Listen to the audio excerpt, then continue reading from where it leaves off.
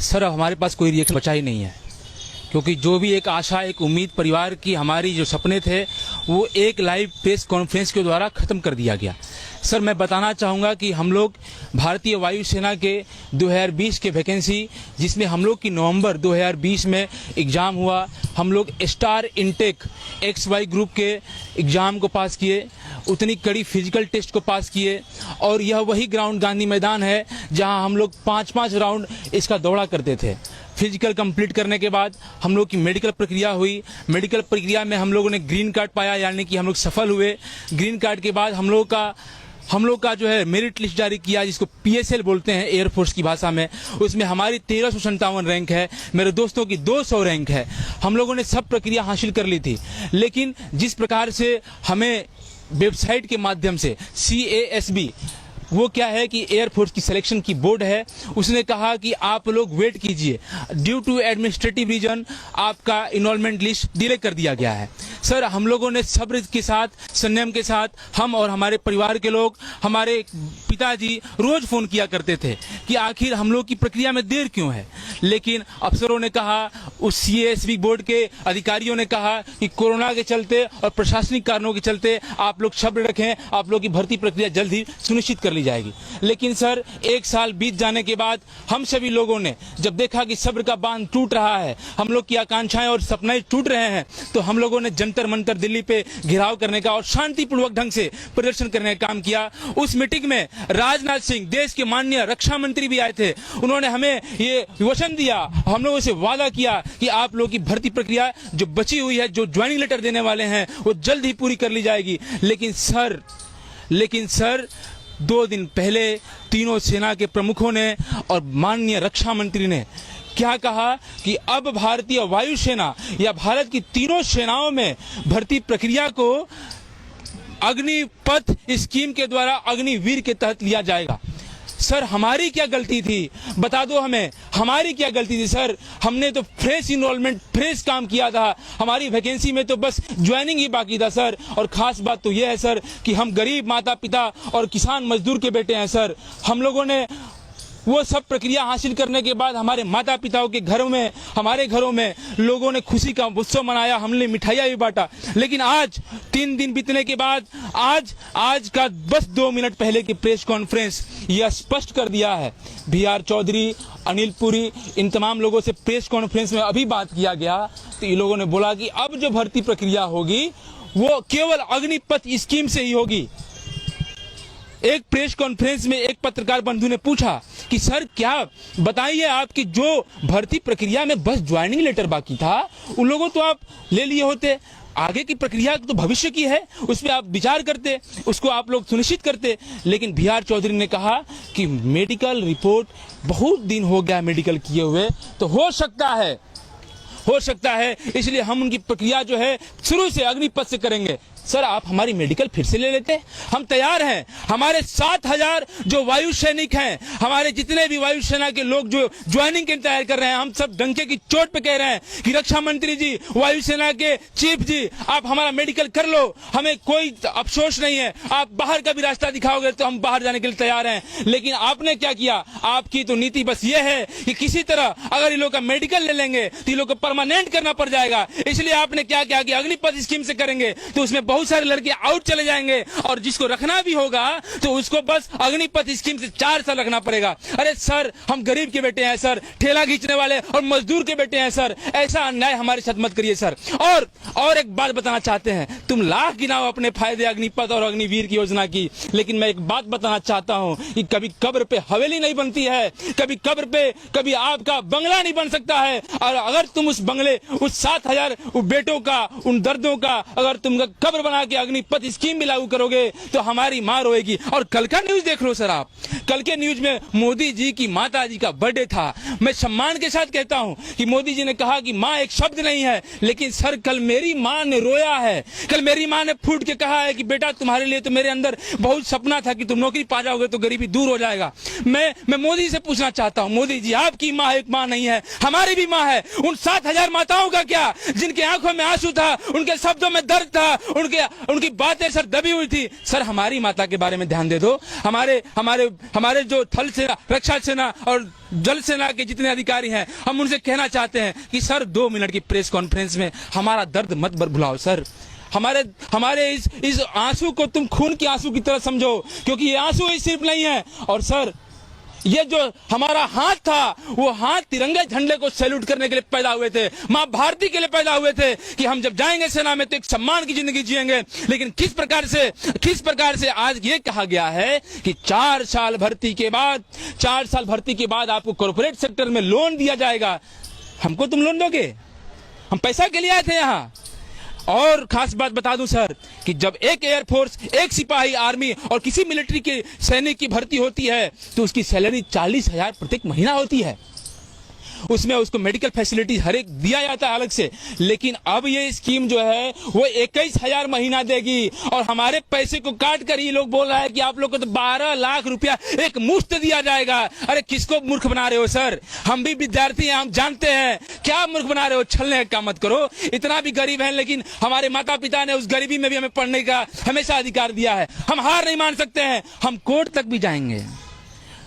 हम मानते हैं हम गरीब हैं, लेकिन हम इस लोकतंत्र को भरोसा करते हैं और लोकतंत्र में हम लोग जाएंगे और हमने कोर्ट का दरवाजा भी खटखटाएंगे। वो अलग बात है कि हम सफल होना हो, लेकिन अपनी उस माँ के आंसू को, अपने पिता के दर्द को कभी हम लोग हार नहीं मानने देंगे, चाहे इसके लिए हमारी जान क्यों नहीं चली जाए। और एक बात मोदी जी स्पष्ट कह देना चाहते हैं, एक बात कान खोल के सुन लीजिए बड़े सम्मान के साथ, कि हम कभी अडानी और अंबानी की उनके फैक्ट्री में जय हिंद नहीं कहने वाले हैं जो आप सोच रहे हैं। और 55 साल नौकरी करने के बाद सेना में आप उनको नौकरी क्या देते हो? उनको नौकरी देते हो गार्ड बन जाओ, एटीएम गार्ड बना देते हो, बैंक गार्ड बना देते हो। अरे साहब, जब 55 साल नौकरी करने के बाद एक देश का महान योद्धा जब बैंक का सिक्योरिटी गार्ड का नौकरी करता है, तो हम 4 साल का जो अग्निपथ, अग्निवीर से जो लड़के रिटर्न होके आएंगे, उसके लिए तुम ये जो छलावा कर रहे हो कि उनके लिए हम कॉर्पोरेट सेक्टर में भेज देंगे, क्या मूर्ख बनाने का प्रयास कर रहे हो मोदी जी? जो पहले रिटायर हुए उनको तो ध्यान दिया नहीं, अब हमें मूर्ख बना रहे हो। और अगर आप हमारे साथ बिजनेस कर रहे हो मोदी जी, आप बिजनेस हमारे साथ कर रहे हो, तो हम कह रहे हैं कि आप अगर 71 साल की उम्र में देश के शासन व्यवस्था को चला सकते हो, तो आप हमें 22 साल के रिटायर करना चाहते हो? अरे हमारे शरीर में अभी भी वो युवा जोश है, वो लहर है, और ये बिहार की धरती है। और मैं संपूर्ण भारत के लोगों से कहना चाहता हूं कि बिहार और पूरे भारत के हिंदू मुसलमान मेरे भाइयों, एक बात कहना चाहता हूं कि आज देश की सेना पे जो चोट किया गया है, आज आप लोग, मैं विनम्र निवेदन करता हूं कि आज आप लोग साथ हो जाइए। अगर आज साथ आप लोग नहीं हुए तो आप लोग की आने वाली नस्लें पूछेंगी कि पिताजी जब देश की सेनाओं को प्राइवेट किया जा रहा था, जब देश के नौजवानों के साथ छला जा रहा था, तो आप लोग खड़े क्यों नहीं हुए? अरे हिंदू मुसलमान करके देश का बहुत सारी सरकारी संस्थाएं बेच दिया गया, हमारी क्या गलती थी सर? इसलिए मेरी बातों को आप लोग एक तो संदेश भी समझो, और हम एक बात कहना चाहते हैं कि हमारी भर्ती कर दो। इसके लिए हमें बर्बाद न करो साहब। हमारी क्या गलती थी? तुम स्कीम लाओ, वो भविष्य की बातें हैं, लेकिन 7,000 लोगों की कब्र को मत खोदो। वो 7,000 लोगों की बददुआएं तुम्हें लगेंगी। और हम चाहते हैं कि हम देश के आन में देश के लिए अगर सर्वोच्च बलिदान भी देना होगा तो हम खड़े होंगे। सर्वोच्च बलिदान के लिए कभी देश के लोग कभी पैसे के लिए पीछे नहीं हटेंगे। हम ये बात कहना चाहते हैं, हम देश की सेवा जरूर करेंगे और मरते दम तक करेंगे। और तुम्हारे इस नियम के खिलाफ, इस संवैधानिक कार्य के खिलाफ हम देश के सर्वोच्च न्यायालय सुप्रीम कोर्ट तक जाके अपनी आवाजों को बुलंद करेंगे। मैं आपसे अब ये सवाल पूछना चाहूंगा, अभी जब बात कर रहे थे आप बहुत ज्यादा भावुक हो गए। मेरा सीधा सवाल है, रास्ता तो आपके लिए खोला है, उन्होंने कहा है भर्ती प्रक्रिया हमने रोकी है, लेकिन अग्निपथ के जरिए रास्ता तो आपके लिए खुला है ना, तो क्या आप उसको अपनाएंगे? क्या आप अग्निपथ के जरिए भर्ती प्रक्रिया में दोबारा से जाएंगे? सर, जब हमारी फ्रेश प्रक्रिया, जब हमारी हर एक कार्य हो जाने के बाद बस ज्वाइनिंग लेटर बचा हुआ था, उसको आप निराधार कर देते हो। पहले तो इनकी क्राइटेरिया ये थी कि 17.5 से 21 साल के युवक जो है भारतीय सेना में जाएंगे, लेकिन अब जब देखे कि हमारा इनरोलमेंट लिस्ट जो एयरफोर्स की 2 सालों से लड़का ज्वाइनिंग का इंतजार कर रहा है, उसका एज तो बढ़ गया 21 साल से, तो ये लोग फिर जो है हमारे दबाव में शांतिपूर्ण प्रदर्शन लोगों ने किया तो उसके दबाव में लोगों ने 23 साल काम करने का प्रयास किया। सर हम तो कतई नहीं जाना चाहेंगे, हम सर 4 साल के इनके असंवैधानिक कार्यों को करने नहीं जाएंगे, हम मानते हैं। लेकिन सर गरीब कितने भी हों, लेकिन जिस तरह से हमारे साथ छला गया है सर, उसको हम बर्दाश्त काम नहीं करने देंगे। हम लोग कतई इस किसी भी हिंसात्मक कार्यों का समर्थन नहीं करते हैं। हम लोग ये चाहते हैं कि कब सभी भी लोग, जितने भी एयरफोर्स, नेवी और आर्मी के कैंडिडेट्स हैं, वो शांतिपूर्ण ढंग से एक तरह संवैधानिक रास्ता अपना के एक नया रास्ता को हम लोग आगे बढ़ाने का प्रयास करेंगे। हिंसात्मक रेलवे से किसी भी सरकारी संपत्ति का कोई विध्वंस करता है उसकी हम लोग कड़ी निंदा भी करते हैं। और खास बात और बता दें कि जितने भी हमारे जो बच्चे, हमारे साथ जो बिहार के लड़के हैं, एयरफोर्स के हैं, जितने भी हमारे भाई हैं, कभी किसी सरकारी संपत्ति को हमने नुकसान नहीं पहुंचाया है। जो आपने सवाल पूछा कि आप रेगुलर भर्ती पे जाना चाहते थे, अब अग्निपथ स्कीम आई है तो उसमें भी चले जाते, तो मैं आपसे भी एक बात पूछना चाहता हूं सर कि इस देश के रक्षा मंत्री जी से जो ये बोल रहे हैं कि देश का बहुत सारा पेंशन का पैसा जो पेंशन में लग रहा है उसको हटा देते हैं तो देश की आर्मी को मॉडर्नाइज और मिलिट्री को मॉडर्नाइज करने का फैसला, ये कदम सराहनीय होगा। सर आप इस देश के रक्षा मंत्री हैं, हम पूरे ईमानदारी के साथ और प्रैक्टिकल बात बोलते हैं। आप अपने विधानसभा का विधायक रहे, विधायक का पेंशन छोड़िए। आप सांसद रहे, सांसद का पेंशन छोड़िए। आप अपनी पार्टी का तमाम जो पेंशन लोग धारक बैठा हुआ है उसको आप उसको ट्रेन के अलाउंस जो देते हैं उसको बंद करिए। क्यों वे सैनिकों को और गरीबों के बच्चों पे ये तानाशाही वाला नियम क्यों थोपा जाता है? क्यों गरीब है इसलिए आप ये थोपते हो? ये क्यों बोला जाता है? राजनाथ सिंह जी, और एक बात और, राजनाथ सिंह जी आपके बेटे क्यों नहीं डिफेंस सर्विस में आए ये बता दो। आपका बेटा तो आज विधानसभा में एमएलए है, मैं उसका कोई भी उसका विरोध नहीं करता हूं, एमएलए बने, गरीब का बच्चा कैसे बनेगा सर? आज माननीय गृह मंत्री के बेटे तो बीसीसीआई के अध्यक्ष बन जाते हैं, कोषाध्यक्ष बन जाते हैं, उन पे कोई कार्रवाई नहीं होती। आखिर हमारे ऊपर ही नियम क्यों थोपा जाता है? हमने रिटन परीक्षा क्वालिफाई की है सर, और इस देश के नागरिक हैं, और इस देश का नागरिक हम जानते हैं कि हमारा हक अधिकार क्या है। और 4 साल जो आप अग्निपथ स्कीम ला रहे हो, उसके बाद 4 साल के बाद तो बता दो कि क्या करने वाले हो हमारे साथ। ये हमारे भाई, हम इनके बेटे हैं सर, जो पानी बेचता है इस गांधी मैदान में, जो टॉफी बेचता है, जो पानी बेचता है, चाय बेचता है। और एक बात और सर, हमको आज शक हो रहा है मोदी जी पे। मोदी जी एक बात बता दीजिए हमको आज कि आप कैसे कहते हो कि हम बचपन में चाय बेचा करते थे? अगर आप चाय बेचा किया होते, चाय बेचा करते तो आपको गरीबों का दर्द मालूम हुआ होता।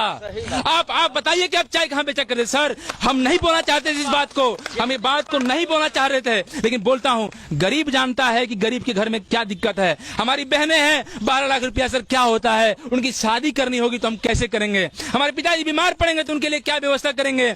और मोदी जी आप बताओ कि आप चाय कहां बेचा करते थे? मैं उस पॉलिटिकल गेम में नहीं फंसना चाहता हूं, लेकिन आपका मैं अच्छे से जवाब दे दिया कि अगर ये नेताओं के साथ पेंशन व्यवस्था लागू होती है, अगर इन नेताओं को 71 साल में कुर्सी और विधानसभा लोकसभा लड़ने का अधिकार है, तो इस देश के नौजवान जो कि 18 साल में भर्ती होते हैं उनको 22 साल की और परिश्रम करने के बाद तुम उनको निकालने का प्रयास क्यों करते हो ये बता दो। आप करोड़ों रुपया कॉर्पोरेट सेक्टर का तो माफ कर देते हो, लेकिन गरीबों का क्या होगा? हम मजदूर किसानों का क्या होगा? लेकिन एक सवाल यह भी है कि दुनिया भर में सेनाएं मॉडर्नाइज हो रही हैं, अब उस संख्या में जवान नहीं चाहिए। मॉडर्न मशीनरी ने, मॉडर्न हथियारों ने उसकी जगह ले ली है। तो अगर सरकार खर्च कम करने के लिए सैनिकों की संख्या को कम कर रही है तो कैसे करे? आपके पास कोई रास्ता है? बता रहे हैं सर, आप यहाँ पे एक बात कहना चाहते हैं कि कुछ चुनिंदे देशों में जो है ये टूर ऑफ ड्यूटी लागू है। आप ये बात कहना चाहते हैं, कहीं ना कहीं आपके सवाल से ये तो स्पष्ट हो गया है कि आप कह रहे हैं कि टूर ऑफ ड्यूटी लागू है तो भारत में भी टूर ऑफ ड्यूटी लागू होना चाहिए कि नहीं होना चाहिए। और एक बात मैं बता दूं कि जो आप इजराइल और बाकी जो देश हैं जिनके बारे में आप चर्चा करना चाहते हैं सर, वो बहुत लिटरेट देश हैं, उनकी जनसंख्या भी बहुत कम है। और आपको बता दें कि आपकी देश की लिटरेसी रेट कितनी है।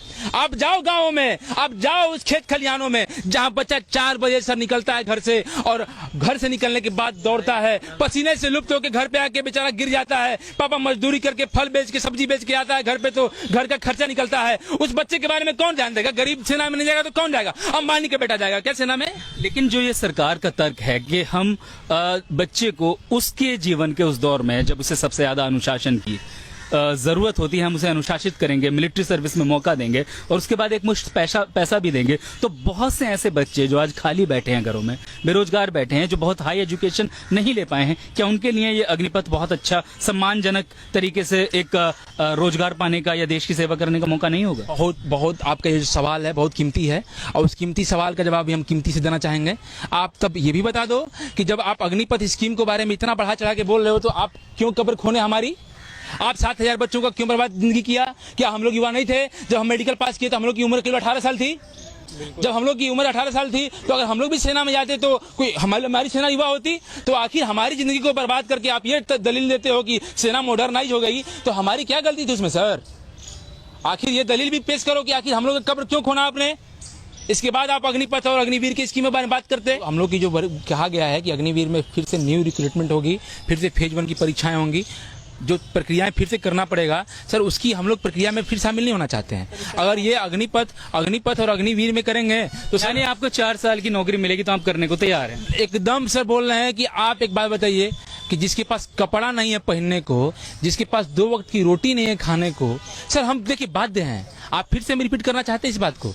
हम ही नहीं, अगर इस नौकरी को हम छोड़ भी देते हैं तो बहुत सारे इस देश के गरीब के बच्चे जाएंगे।